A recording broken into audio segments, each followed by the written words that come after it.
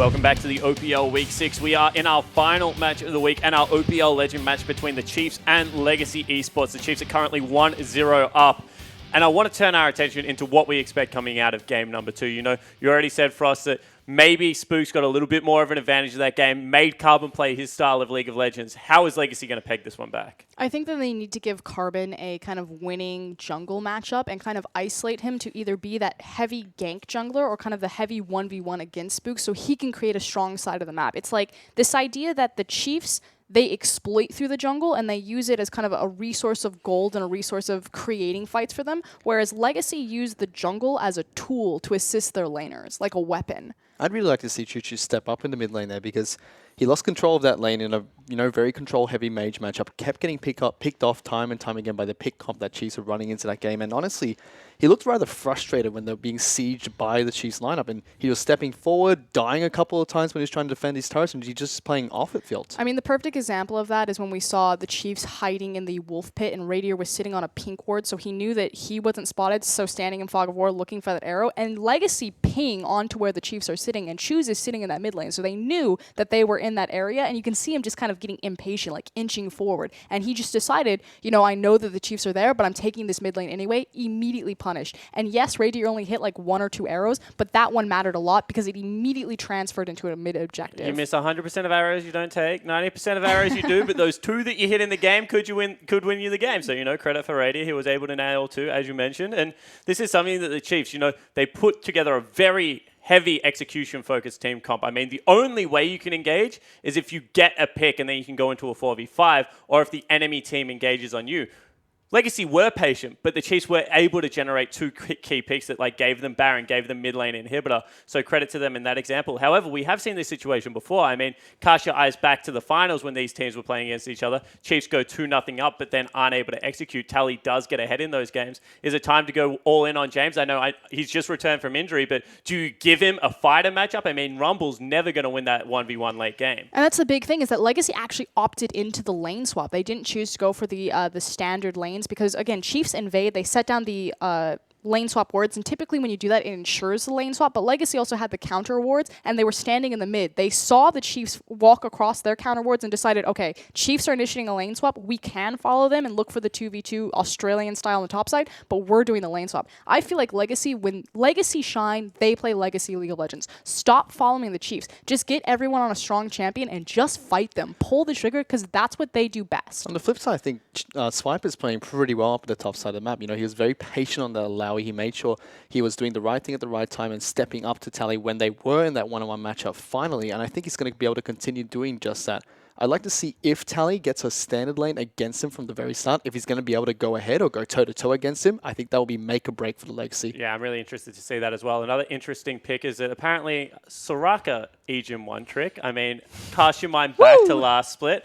It was Mr. Ejim himself calling out Kuden on loving that champion a little bit too much, but he's played it a few times now into pretty good effects. It seems to suit the Chiefs' gameplay. Don't know how happy he is on the pick. Is this something that maybe Kuden looks to take away from him and try and get King fed in that position? I think he's pretty happy on that Soraka. He's very vocal about how he wants to be very passive in the bottom lane recently, so I think he's very happy to be sitting back and healing people now. That's sarcasm. Yeah, that's sarcasm, Fish. Australians use it a lot in day-to-day life. What are your thoughts? I want to quickly note that Karma was the priority pick, so it's not like this Soraka was picked as a denial away from Kuden, because it was picked after Kuden had already selected his champion, so that's important to note kind of going into this.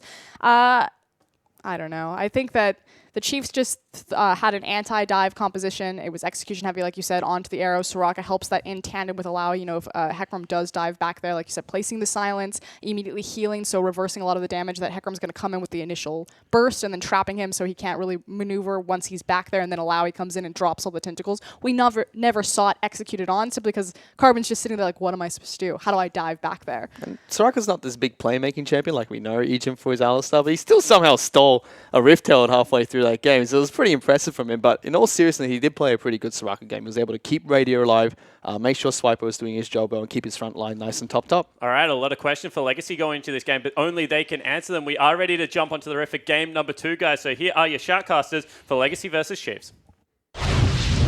Thank you very much, Spawn. I'm, of course, Atlas, joined by the birthday boy, Rusty, ready to get in game number 2 between the Chiefs and Legacy. And what do Legacy do? I mean, how do they bounce back after what was such a comprehensive win? You know what was funny to me is whilst Raider only hit 1 or 2 arrows, I still think Ash is actually the problem. And not because the Chiefs had it, because Legacy didn't. And I questioned a lot of their engage tool. I feel like an Ash would make that a lot easier for them. Karma's still going to provide you with the speed boost. Doubling up on that, it's a very strong wave control lane. You've got a lot of clear. King is a great Siva. But give him the arrow, give him the engage tool. Let Hecarim follow it up. Actually give them a primary source of going in, or just take it away. Yeah, just ban it straight up as Jackson and Elise are taken away by the Chiefs. The Ash, of course, the only ban so far for Legacy. Already mixing it up here at the Chiefs is Elise already off the table. Trundle banned away as well. Yeah, and the Jhin was taken away last time as a reminder by Legacy, but with these 2 targeted bans and Vladimir still on the board, some respect will have to be shown sooner or later. We know Swiffer can play it. Damn right. Fiora are going to be banned away last here as Tally, a couple of big picks not available as Vladimir is going to be the final ban. Now, Swiper does have a Swain, but you usually don't find yourself first picking that one. Of course, he's got a lot of champions. We just saw Alawi Exactly. used to great success from the top laner of the Chiefs. The Azir focus that they actually put in with the first pick last time, always worth considering. This time around, they don't. Well, the Shen is going to be picked up as Tally hovering the Alawi himself. See exactly what Legacy do want to do here. It's funny, the Alawi hover is actually not that bad of a decision into a Shen. Shen always goes towards you. You've got a lot more wave clear than a Shen does. Like you can exploit him in a 1v1. But that shouldn't be what they look towards as their first pick. I Is do there like anything the... to be said about support Shen these days after the rework? No. Just not a thing. It's never really been a thing, but it was for like the Worlds match. In like EU. Yeah. But EGM did play a little bit of it. I'm just thinking back. Well, you can consider it. Ejim's one of the people that flexes things that shouldn't be flexed, including Maokai support, but...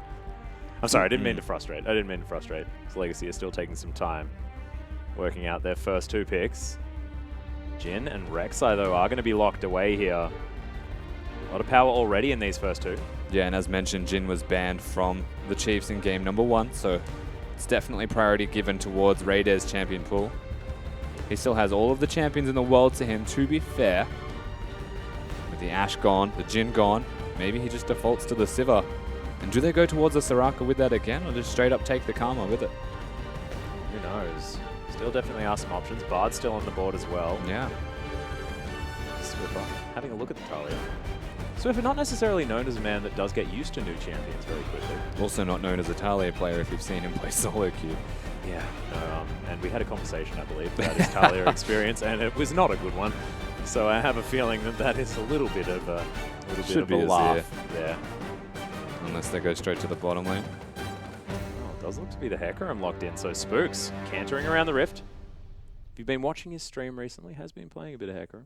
He does like the Hecarim, as does Carbon. So both of these players have put in the time to learn it. Yeah. And understand how good it can be. Kuden thinking about the Braum on the bottom side of the map. Meaning that they will have 2 tanky bodies already locked in here if that is what he decides to go with. But Kuden, I mean, the gauntlet's been thrown already. I mean, that is your Soraka. Yes, the gauntlet has been thrown to an extent. It's also the counter matchup where we looked at the Karma Soraka. I'm a bigger fan of the Braum, to be honest. I think it's more of a stand and deliver if they have a hard carry like Azir with the Jhin. It's long range poke, long range engage, and yes, Soraka complements that fact, but give them the frontline threat, let Tally play something that can deal with Swiper. Which, to be fair, I like the Shen pick simply because they banned the Jackson Fiora. Aurelia is the natural progression, and Shen does well into it. I still think that the Aurelia would be worth looking at. Well, we'll see. They can answer tank with tank. They wanted to pick up something like a Maokai towards the top side, but we'll wait for Legacy to decide. As the Chiefs now to round out their composition. Swiffer's LeBlanc is available this time. They can go towards it. Yeah, still a lot of mid lane champions there. Could very easily pick up whatever he would prefer in terms of the team composition. The Karma's already providing, funnily enough, wave clear. I'm sure the AD carry will want to do that same thing. I'm expecting a Siva, but into the Jhin there's a range disadvantage, so he may even just revert to a Caitlyn. Try and control. And if there is a lane that is awful to deal with, it is Caitlyn Karma. Yeah. not bring back good memories. So we're waiting for this bottom lane to decide. Radier heading back to potentially something that he very much does enjoy as Swiffer on his sort of split of choice champion. Nope and nope. Double nope. As that is going to be the Twitch locked in. And I believe there was a certain tally that did certain awful things to a Twitch on a certain pick that he may be able to lock in right now. Kuden's about to hover it. He better. Damn it! No, come on, man. Telling to do it. Either way, we've got the Jhin. Sorry, not Jhin. It's definitely a Zillion. Yeah, and a Twitch. The Twitch long range, I was going to say Caitlyn perhaps into Jhin because it matches range. Twitch can do the same thing past the level 6 point. Yep. You've got AoE crit, something that King can't provide. You've also got a bit of assassination threat. And the Zillion to keep them alive. Not only is it a Zillion for the Twitch, it's actually for the Hecarim as well. Because remember, we saw a Karma Siva in our last game. Yeah. This is a similar concept, but with a 99% speed boost from a Zillion-E. And it also guarantees that the Shen will arrive with someone. What's one of the better combos also, right, is Shen Hecarim, similar to Shen Olaf we mentioned earlier. Yeah. Where you can get straight into the carries. In this case, it would actually be the Jhin. And just kill him. Because you can't die, but you do a lot of damage. Damn right. We'll see whether they are going to be able to lock that one down. And I really love these last two picks because you have a look at having a tank, especially like a Shen there towards the top side of the map, doesn't offer a heck of a lot of damage. We saw triple playing Zillion. That is massive AoE damage, especially if you have relatively squishy members. I mean, that's huge chunks with those bombs. Not to mention Twitch, who will be ripping apart these members of Legacy's squad. If you ever need damage, they're almost the perfect two champions to pick up, especially in an AoE sense. Yeah, you look at how a team fight would break down. You would imagine the Zillion bombs on top of the Twitch. Yeah. Would then be keeping him alive from the Aurelia. And honestly, just a very cerebral draft from the Chiefs. Well, we'll see how it does work, ladies and gentlemen. We want to hear from you. Use the hashtag CHFWin if you think the Chiefs are able to close this one out 2-0, or if you believe in the Legacy Legion, the Comeback Kings. Use that hashtag LGCWin. Show them your support, and they're going to need it now. It's looking very scary. However, they do have a lot of tools. They've got the Rek'Sai priority pick now. They do have the Azir there in the mid lane for that late game insurance. Lots of wave clear as well. So a lot of powerful options here, and the Jhin was banned for a reason in game number 1 and can start things up. Yeah, definitely. Long-range engage tool is something that Jhin can absolutely provide. You couple that with the Soraka, and there are very few avenues to actually kill that Jhin with all the sustain that's there. Tally and Carbon do have to be pretty big in actually killing Radier, because if you don't kill Radier, Radier kills you. Choose can put a wall up, but it only lasts 3 seconds, and it only deters the front line of the Chiefs. That backline damage is still present.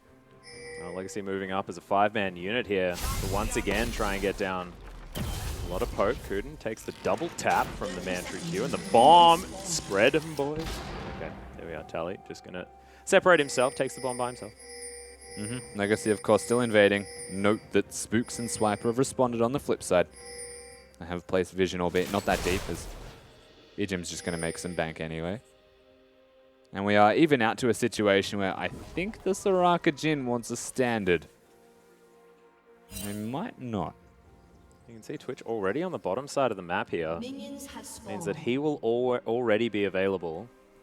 Looks like Ejim might just wait this one out so that everyone is going to be blind. And you can walk down the middle lane. King's actually going to be quite slow at this. He's not with the wave when it crashes, and he can't pick. He's going to have to make a blind assessment. Yeah, as the wards are going to go down, so they spot that Aurelia is moving towards the top side of the map. And that's when Ejim decides, yep, head and bottom lane. Standard lanes are going to ensue. Yeah, so we get ourselves the 2v2. And King and Kuden taking on Raider and Ejim. Twitch in a lane that he may not want to be in, but with Ejim to carry the brunt of the lane control, it should be fine to compensate what is a lack of control from a Soraka in general. Radiant taking a fair bit of damage from that bouncing grenade. Good skin as well for King. Yeah, I like it. More telegraphed ultimate. High noon. Actually has an end animation. Yep. Taking a bit of damage, but will be able to heal himself up with that Star Call, assuming he can hit it. And very passive generally bottom lane here. King wants to scale, get his items. Have the mid-game armor penetration build. Yep. Probably see the Ghost Blade into either Maw or Duskblade once again. It means that the early pace of this game could be quite dangerous, but if they coincide with Ghost Blade timings, if Raider goes towards one also, then realistically, both teams will be strong at the same points again. Comes down to how you get there. And if Spooks and Carbon duke it out, and if Spooks can actually get ahead once more. And we are going to check in with the mid lane here as well, as Swiffer has his wave pushed up towards him. Choose farming out very nicely right now. Double bombs are going to get rid of that wave. He's only one behind as the dust settles. On the top side of the map, Tally is actually farming out very, very well. As you can see, Swiper able to pick up a fair bit. Tally gets himself taunted up. Blade surges onto Swiper, eats up his shield. Yeah, you won't see a lot of action between these two again. The purpose of the Shen is to defuse Tally. There's a possibility that you can gank it. Where the heck? We'll see what they decide to. As Ejim shields himself before he gets grenaded to the face. Chiefs out of a bit of control here towards the bottom side of the map. Legacy now moving up, grab some vision for themselves. Chiefs hold this one where they can feel comfortable and safe. Yeah, the ward's already placed though by Legacy, so they'll see the Heck Room if he comes and Spooks. Knowing that, you could see the question mark ping on that minimap earlier. Yep. He just goes back to base, probably swap to the other side of the map. And this is a very slow beginning to what is a standard lanes game. And it all comes down to me in that middle game stage. If Swiper can keep people alive, especially once he ticks 6. Both mid laners running teleport means we'll end up with 5v5's bottom pretty early. And you can see Swiffer gets flashed on here in the mid lane as Choose is going to turn up. Doesn't have his ultimate available as Swiffer holds onto that flash. That is very ballsy. My god, that's some damage out of the red buff Hecarim. Still looking for more. The Ghost is down as Carbon's taking a whole bunch of hurt. Spooks needs to be respected. Yeah, he does. And the thing is, Swiffer still had full mana at the end of that where the... Oh my god. Oh, yeah, it's Swiper going toe-to-toe here with Tally. Flashes, but doesn't get it. High strike though. Yeah. The simultaneous flashes means the Tally, whilst he's alive, this should be an obvious bait, honestly, if he stays. One taunt, Tally could be in trouble. Vorpal Blade will be there as Carbon does know that Spooks is coming. Doesn't have level 6 just yet. The knockup comes down onto Spooks. But no one's taking the turret aggro just yet. Tally using that hidden style, keeping himself healthy. Survives for the moment.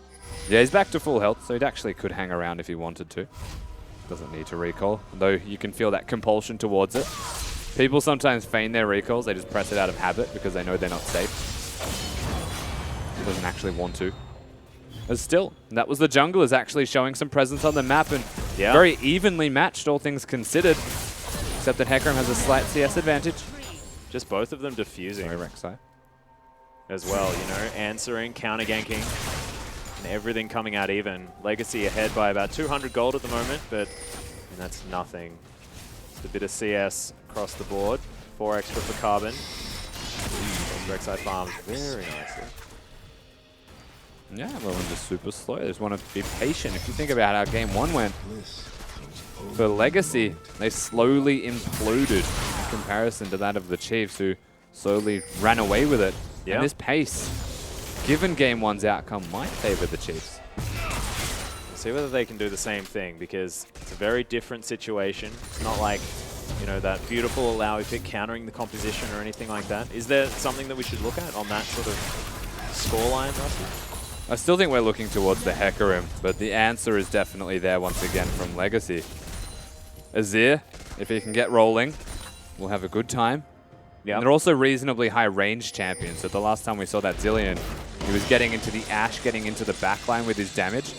But Varus was also high range. So it comes down to how they execute, honestly, how they set up. If Legacy can place better vision, perhaps. See whether they can get that one down as Swiffer looking for a double bomb onto Carbon. Gets it over the top, but Carbon will have to walk through this. Avoids the damage from the bombs. Spooks is going to come around. Nice level advantage here from Carbon, who's been farming up very effectively. Tunnel going to get eaten. And the groovy old Zilean going to wander back towards this blue buff. We got it. Yeah, got the ward as well. So right now, Spooks is 6. Thank you to the Zilean. Carbon may not know that. Does steal away a little Sentinel. That is a big deal. They should still get this blue buff. Carbon might just force the smite, worst case scenario, but he backs away. And there you go. That was a small little push in there from Legacy. They're starting to get their eye in on opportunities. Carbon, the aggressor, actually executed that counter well. Yeah. Carbon definitely on form right now as Ejim with a nice shield stops that grenade damage. Staying ahead is Radier in this lane as Spooks He's has ghosted. already popped the ghost. Yeah, Tally not going to be able to get any auto attacks down here. The Onslaught of Shadows is available but doesn't get the fear as Transcendent Blades is flying through. Spooks has to be careful and Swiper will need to land the God Spooks Taunt is to in save trouble. his jungler. There's the knock-up. The ultimate comes in. Swiper will just switch positions and they both survive for now. They actually get out alive. Very well done from Swiper in particular. Spooks goes in with half health, and that was deep. Swiper actually needs to back away. He has to be very careful. Those minions could have crashed from Tally, but instead they look towards the Rift Herald, it seems. Pick up that objective. With the back pocket of an Aurelia, you'd be quite content with. Definitely would. Choose thinking about heading back. This is still entirely Carbon and Yeah. Spooks meeting each other. This time around, it was Spooks being forward, finding that position, but Carbon was there. And they're not even Sightstone junglers this time around. It's entirely intuitive. I'm imagining Carbon and Spooks just pinging the map exactly where each other are, despite vision. These Funny, guys, as of you course. said that, there was literally a ping onto Carbon. Yeah. Nice double bomb comes out from Swiffer as Choose will take a fair bit of damage from this. May actually decide to head back. Teleport nearly off cooldown. Needs items. Blasting one actually locked in by Swiffer means that he has damage, but not a lot of mana and health. He's going towards that Rod of Ages build. Whereas Choose actually going straight towards Nash's Tooth. He's not going to have resistances of any kind himself. Carbon just really wanted to get stunned. Yeah, he did. He was keen. Oh no, chose the wrong minion. He's not a mid laner. No, he got annoyed at it as well. Just prayed sort. Oh, there's another blue buff actually falling over. And that's lane control. Yeah. That Swiffer then had forcing Choose to back means that they get that buff. King also respecting that fact that they were at blue buff and hangs around, gets zoned from a couple of minions. And just like that, has to go back himself. There's nothing big to be seen here for either of these teams, but the small advantages that they're eking out further and further.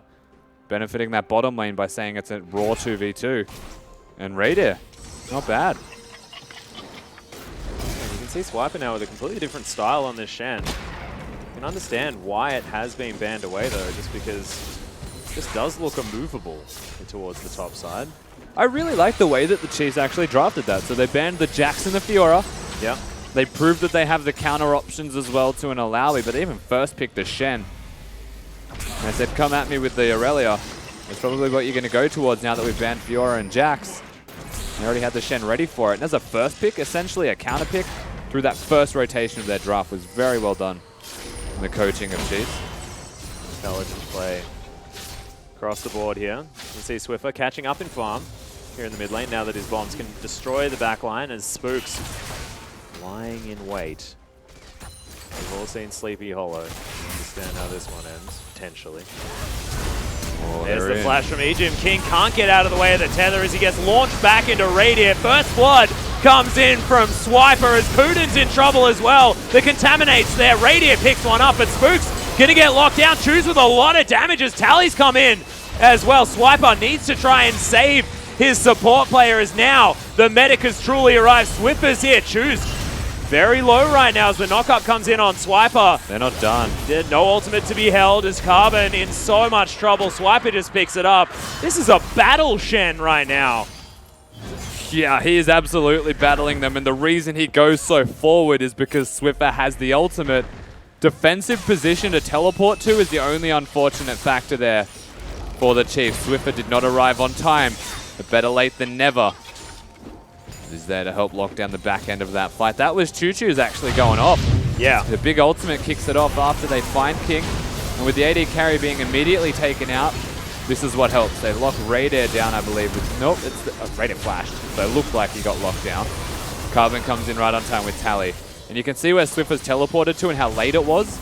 That's the only unfortunate thing. But Swiper's immediate response is just go. Swiffer has the ultimate. You're safe.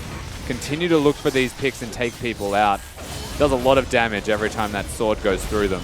Oh, yeah. Really good stuff from the Shen. Once again, another snare comes in from Ejim, but in these long trades, definitely works out for Legacy. Spooks is hiding. Yeah. He's on a pink ward. Yeah, he moved. There you go. You can see Shen's coming down as well. Carbon in potential trouble right now as the bombs. They're still looking for them. No Emperor's Divide here for Choose. It's very, very close though. Carbon's just committing to this. They want that Tally blue. is there. Oh, Swiffer was looking for the double bomb. Actually lands one onto Choo-Choo's there. What of Age is completed. Doesn't have a lot of mana as Swiper's going to make his way over and Carbon going to steal the blue buff successfully. Knockup comes in, but Spooks is here as well. There's the Chilling Smite. Carbon might just die here. The ultimate is available. Onslaught of Shadows is there for Spooks. Nice. Oh, just ults himself out, and Spooks didn't want to ult. And there's a tunnel that was prepared earlier by him. Beautiful. I don't know if Spooks had it. I'm assuming that is it available, yeah. Yeah, he did. Just opts not into using it. Perhaps he assumed Carbon had flash. Either way, just didn't want it. Still well done from Carbon to get himself out. Damn right. Zhejian protecting his pink ward, which will regen, of course. Kuden showing respect. King and Kuden, not exactly in the best position right now, but they will always be relevant past this point of laning. Once we see them rotate around the map, look towards mid lane, and funnily enough, these are the 2 AD carries that can do that. Twitch can submarine his way in. Jin can sit back and throw the ultimate. You can see Tally as well. He's got a lot of corruption charged up. And Trinity Force is there, and he got a lot out of that teleport to the bottom lane. Maybe not as much as Swiper. Managed to grab 2-0-1. His teleport is, of course, still off cooldown. Swiffing out, considering a back. We'll see what he decides to pick up, whether it's going to be those boots, so he can get those bombs in the better positions. And at 15 minutes into this second game, Legacy are looking a lot better than game number 1. Oh, definitely. Carbon controlling the pace of the jungle, holding the Hecarim down, but speaking of, they're back in bottom. Oh my goodness, the ultimate coming out from Swiper. Chiefs play these Shen comps so well. I mean, be it Ejim or, of course, Swiper. We remember the Shen Rise combination they used. That was disgusting. This is the same thing as the Ashe combo, but with another person initiating. And so what they do this time is every time Shen has ulti, they actually might want Swiper here. No. Yeah, gets a double taunt down as well, as the auto attacks aren't going to be hitting. Wish comes in to try and save these Legacy members, and that's a lot of burst. Tally does take down Swiper, who wasn't expecting that amount of damage. That was a lot of damage from Tally just then. They should push this lane, actually. Swiffer, no teleport, no one there to stop it. And even Soraka's up there. The Wambulance. Yeah. Made her way top. Raider's now mid, and Choose has no health to his name. Yeah, in goes Radiant, pops the ultimate as the Emperor's Divide. That ain't going to do it. As Tally teleports in half health, but the damage has been done. Mid lane are gone. Carbon's going to finish the turret, so they at least get that. That is the first one on the board. Carbon shoots himself to the aid of his team. And Wow, Tally picks one up. Massive here on the back end. No stun comes in for Swiffer. As Tally not going to explode to death from that one. Kuden, the Wambulance, as you say, just runs after Tally, heals him back up. And that is a big defense for Legacy. 5-5 right now, and Legacy have the lead. And that's exactly what we expect from King on this Jhin as well. It hit the point in the game where he's able to rotate towards mid. Yes, the Chiefs put it into effect, but doesn't mean that the Jhin won't excel doing it. Tally's popping off. He is.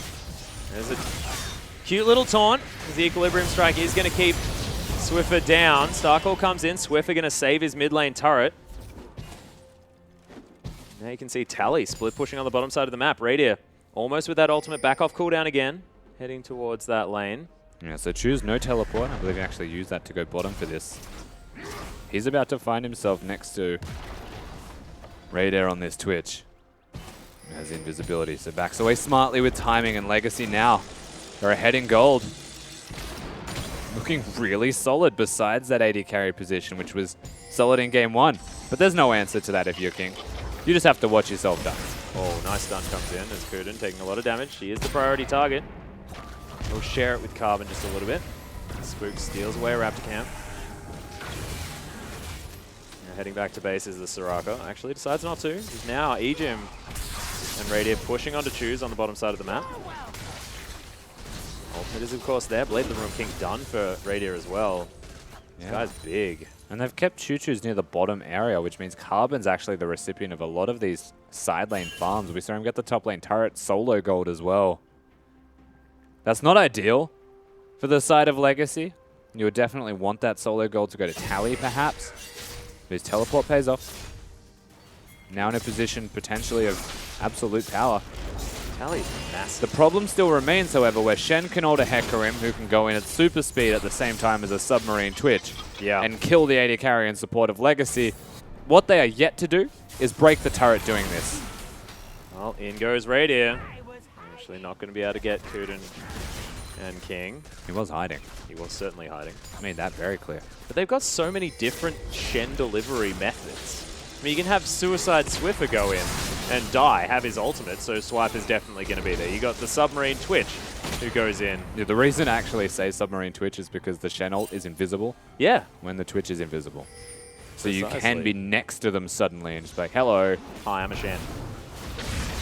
Sirius wants to be able to clear out this ward. Shoes and Carbon are right there as he just jumps straight on top of it. That's actually the most frustrating thing a Hecarim can do. Is if you can stand next to a wall with super speed, the distance you cover away from that ward is very funny. It's a bit silly.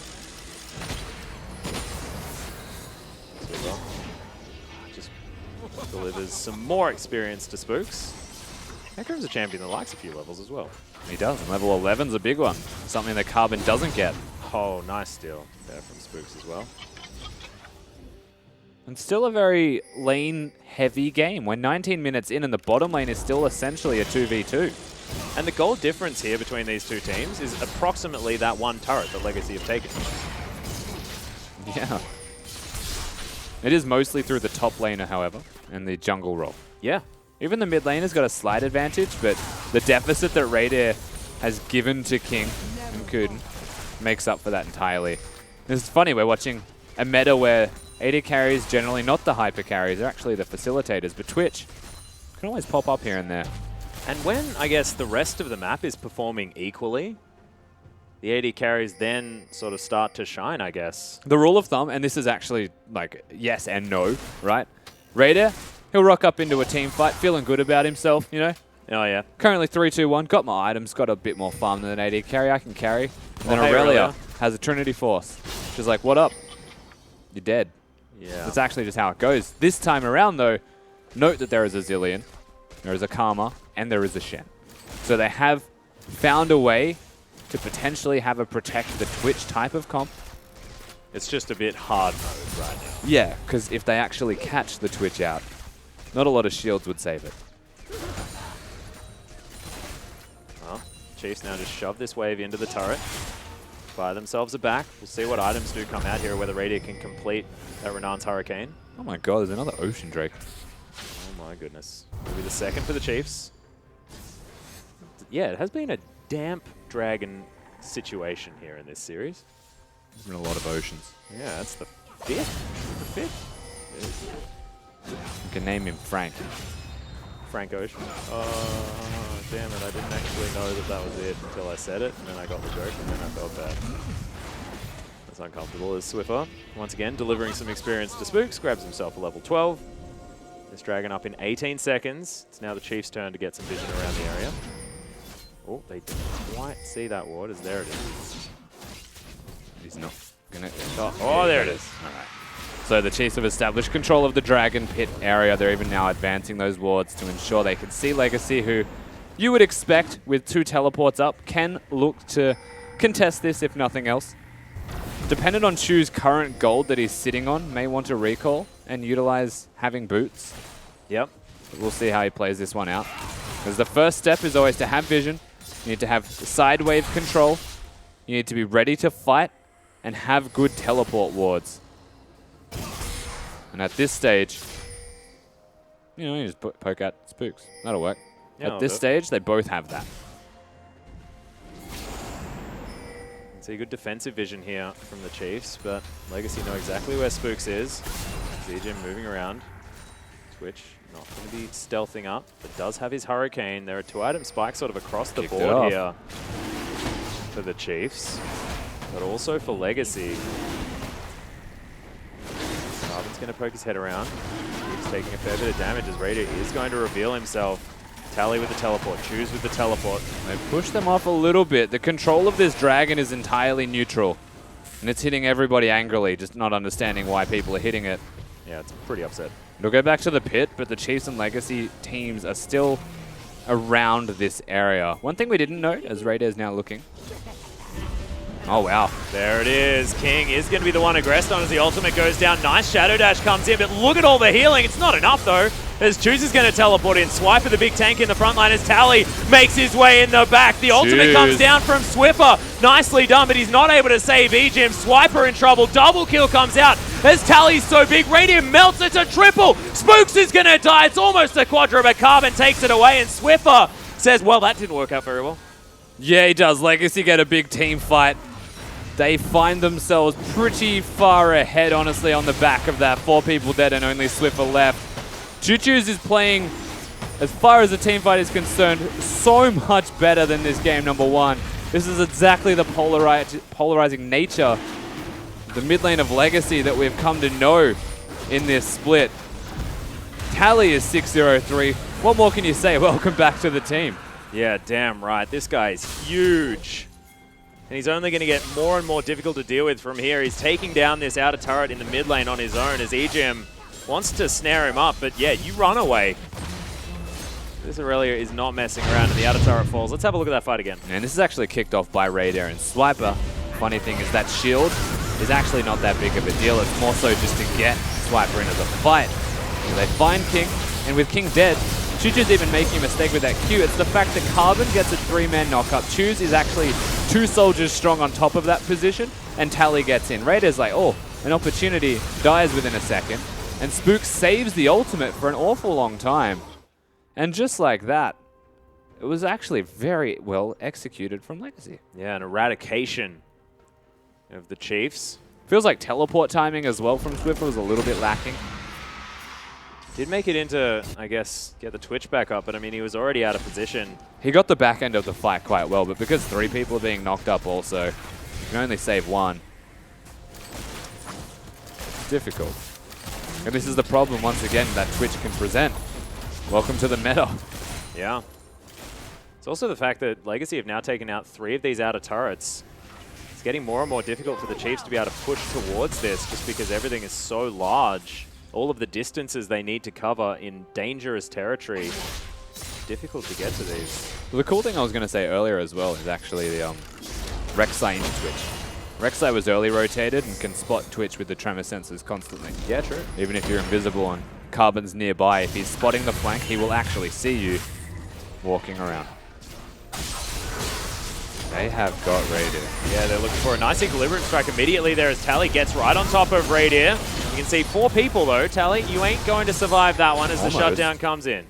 Almost survived. Kuden actually had his ultimate. Didn't use it. Swiffer. Yeah, looking for Kuden. Doesn't get the stun as Swiffer has the ult on himself. But procs as well as Carbon might be in trouble. Chu's getting a lot of damage down right here as there's the Emperor's Divide. But Spooks able to take down Carbon. King with massive damage on the back end of Swiffer. Yeah, gets a massive stun. But Chu's perfectly timed flash is going to kill Swiper with the help of King.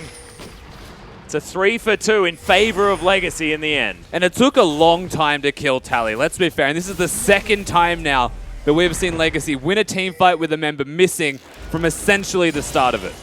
They still somehow get these sick engages, and it's on the back of Carbon being a super tank, Choo-Choo's doing ridiculous amounts of damage, and this time around, King to back them up, sitting so far distanced that they can't get on top of him. This is all where it kicks off. Of course, they find Tally. Look how close Kuden was, even with his ult up. Probably could have saved him. Thing is, they accelerate past this point, and Choose just stands still and delivers. Swiffer has to early blow the ultimate on himself. That's what you want to do against Zillion, because it takes so long to kill Carbon. Bam, 1-2 punch, easy. Swiper thinks he can do more than he could, and this is where they turn it around. Fantastic flash once again. The Duskblade locks up that second.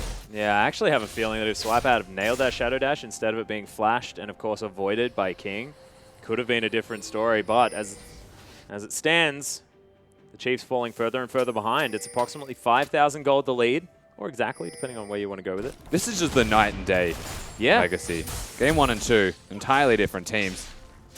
King was the only person firing in game number 1. Rumble just never had an opportunity. Junglers kind of just met each other, but the opposite thing to this game happened. And they picked on Choo-Choos. That's a level 16 Tally as well. This guy is so big. Almost, he's exactly 80 CS in the lead. As Carbon looks for the flash knockup, but doesn't get it. As Ejim's dodging out of the way of some bolts, but He's going to get hit by the last 3. Spooks avoids one of them for Ejim. Raider's invisible, and there's 4 here. Yeah, Swiffer does get the stun onto Carbon there as well, who flashes out of the way. Will get some damage onto King. No, he doesn't. The shield comes in from the Locket of the Iron Solari. Legacy aren't done, though. They have an advantage. They're trying to push it. Yeah, Swiffer's going to make his way over. He's in trouble. Uses the ultimate. Will survive now, but look at all the Sand Soldiers set up. Swiffer flashes over, looks for the stun, but doesn't get it. King takes a lot of damage, stands on 2 bombs as Swiper looking for it, but doesn't get it in there either. Oh my goodness, this is so dangerous. Oh, so many bombs, though. Yeah, so many heals. This Tally's going to be able to take down this turret. It's a very different story. Last game it was Swiper, the immovable object, but now it's Tally, who has to be responded to. His HECS ahead as well. Swiper is essentially nothing now to Tally.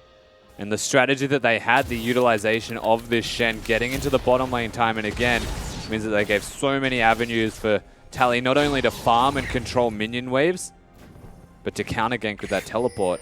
And because that was successful, this guy is now unbelievably large. And that item completion that he just had cements that fact. God, Blade of the Wrong King done now for Tally. Raider's worst nightmare is now online. Oh yeah, Void Staff done for Swiffer, so he's got 3 items. Infinity Edge almost done for Radiant, but that's almost irrelevant. Irrelevant. As Tally's just going to 3-shot it. Unless the Chiefs play immaculately. What's cool as well is that, like, yeah, Radiant was a little bit ahead in laning phase, and that's something that they were working towards the Chiefs. It was a part of their plan. The way that that backfires is simply because King's always relevant. He's running a mid-game build, and Legacy are winning mid-game fights. So he's still accelerated even if they lose them.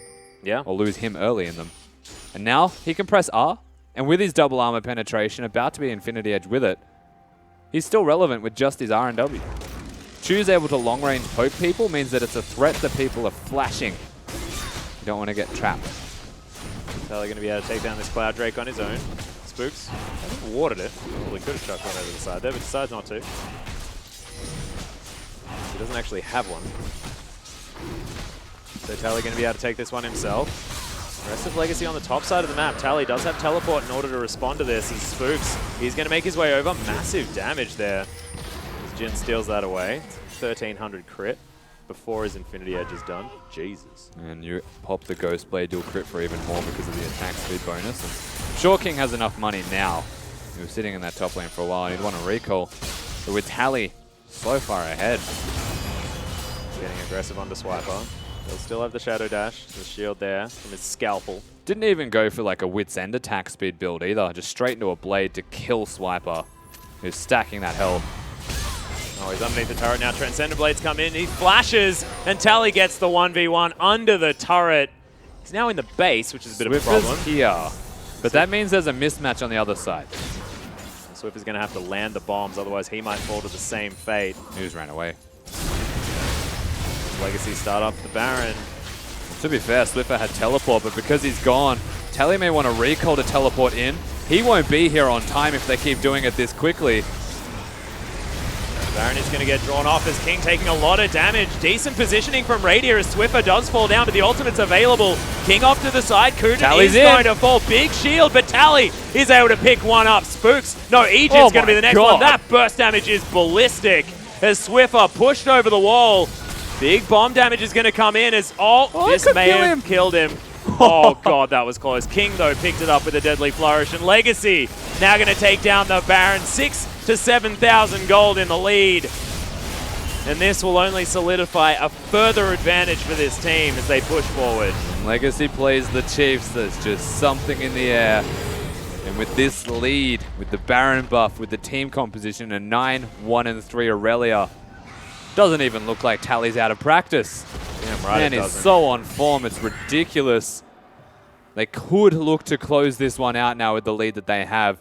Still yet to actually pull the trigger on that, given they need to recall first, but all of the makings now there. We'll see how they decide to do it as well, whether it be that 4-1 that they have been going for with Tally moving towards the bottom side. There's no teleport actually for Tally. I might imagine that they work mid and bottom if they're going to do a 4-1, so that it's close to a rotation. Yep. If they don't do that, then they would absolutely have Choo-Choo's in a side lane because he has the teleport, but they need him in these fights. It's a very delicate situation when your top laner doesn't have that TP. With the Baron buff, though, they should be able to brute force their way in. Swiffer throwing down some bombs here. Going to struggle with these super creeps. See the wave clear now put to the test of the Chiefs roster. And Soraka actually just causing nightmares. Refusing all of the poke that Swiffer's been putting down. You can't just have one member fed on the team. Raider has to do his part, and they just kill him. Does at least now have an Executioner's Calling going towards that Mortal Reminder. As you can see, it is the 4-1. Up towards the top side, though, is Raider looking to submarine in. They know that there's no teleport. Can he find it? Yeah, the ultimate is available. King going to get bursted out first. The Emperor's Divide is there. Swiper gets in, but my god, the burst damage out of this Azir is ridiculous. The ultimate's on. It's going to wear off, though, as they just give up. They're winning this, and they're still Swiper. pushing This bottom. is ridiculous. Yeah, the inhibitor's falling down. Carbon gets a nice knock-up as Spooks wants to get Kuden, finds him as the ultimate comes down. Choose in trouble. The bombs are there. Shutdown comes in as this horse is going nuts. Inhibitor's still falling down, though. Tally's not done. This could actually be a push onto the Nexus. Carbon's job is to stop recalls. See whether he can get there as Spooks He trying can't to stop play both. defense. Exactly right. But can the Zillion actually do anything right now? Tally will turn it. Yeah, he certainly will. Nice slow comes in, lands one of the bombs. Blade of the Ruined King gets him that speed up.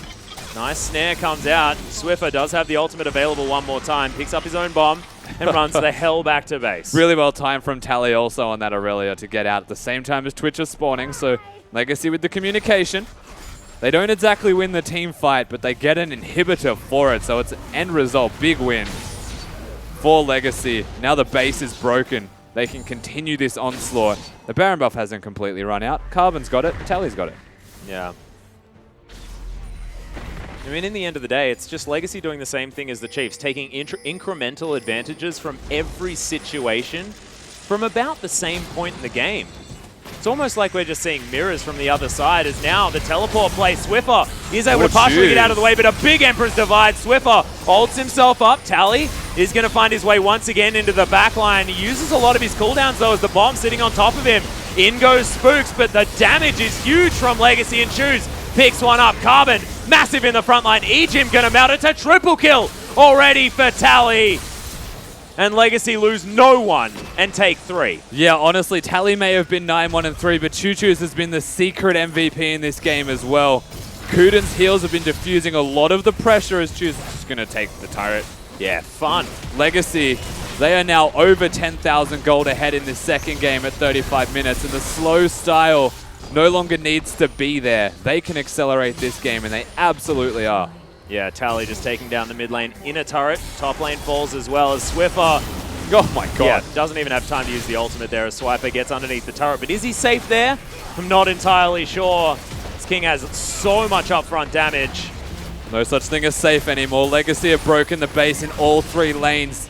They don't have a whole lot of time where it'll be a 4v5. But 40 seconds without Swiffer, they could still look towards this. They are strong.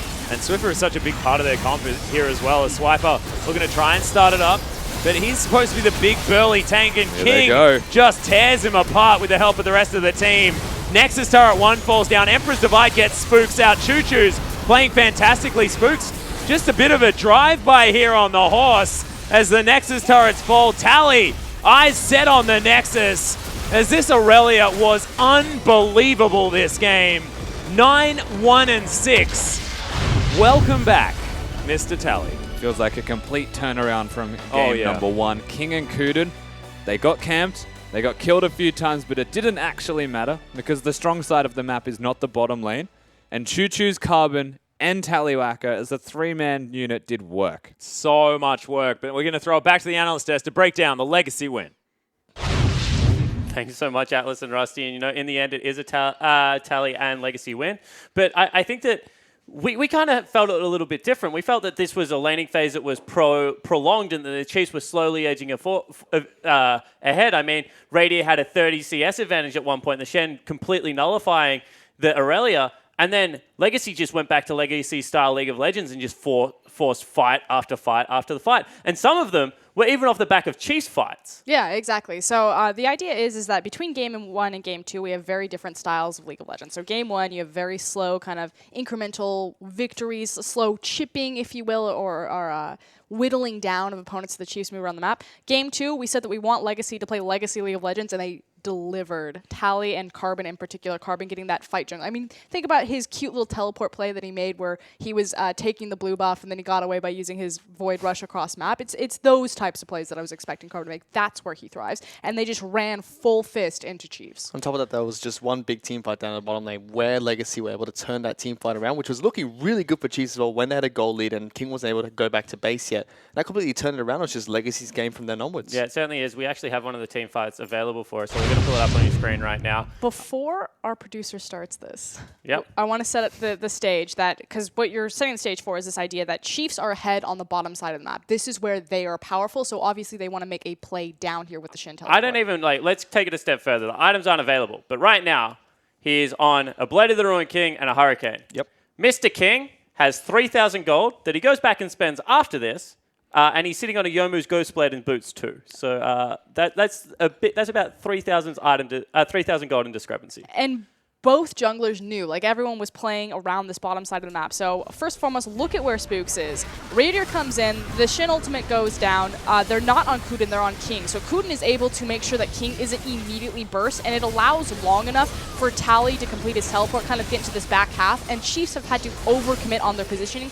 Then finally Swiffer and Spooks arrive. So there's two different issues. One was the play itself, like this idea of making a play on the bottom is correct from the Chiefs. The target selection and the execution is very poor. It should not have been Jhin. It should have been Soraka if they were going to try to burst anyone. Because they didn't get a hold of Kuden, he was able to make sure that Jhin stayed alive for those split second long enough so that Tally could get down there. And likewise, there needed to be communication with Spooks. He should have been down there waiting, ready for the play. Instead, he was on Raptor camp. On the flip side, the execution to reverse that team fight coming out from Legacy was perfect. Picture coming perfect, out. yeah. Picture Yep. perfect from them. The ultimate coming out from Choo Choo's with the flank coming from Tally and Carbon was just pinpoint perfect, right up against the Azir ultimate, just to lock them in and take those 2 kills right off the bat. And speaking of Choo Choo's, from that fight onwards, he had a tremendous game on Azir. He was playing the team fights beautifully. Yeah, he certainly did. But Choo Choo's, and I've always said this, is much better when he can arrive at a team fight, assess the situation, and make the correct choice. He actually, when he plays poorly, is when someone forces on top of Choo's and he has to make a reaction replay. At the same time, where Tally and Tim Carbon, I call them from their first name so much behind the scenes, where Tally and Carbon excel is actually initiating the fight and being those 2 frontliners. So I think that playing as a duo towards the top lane actually suits Choo Choo's more because it gives him the room to be able to make these plays for us. It's the secret formula that Legacy have been missing. It's this idea that Choo Choo's, he needs someone to set up the dominoes for him. If you give him the perfect scenario, he'll finish the play. He just won't start the play. Whereas Tally and Legacy, that's what they've been missing. With Minky up in the top side or whatever iteration of top laner that they want to run through their Lega B tree guy up there. They needed the Tally factor. They needed the secret formula, and they finally got it. Well, they certainly do, and they bring us to a 1-1 game. So, guys, after a 3.5-minute break, we're going to actually decide who wins this one for the OPL Legend match. It's 1-1. Don't go anywhere. Game 3 after this break.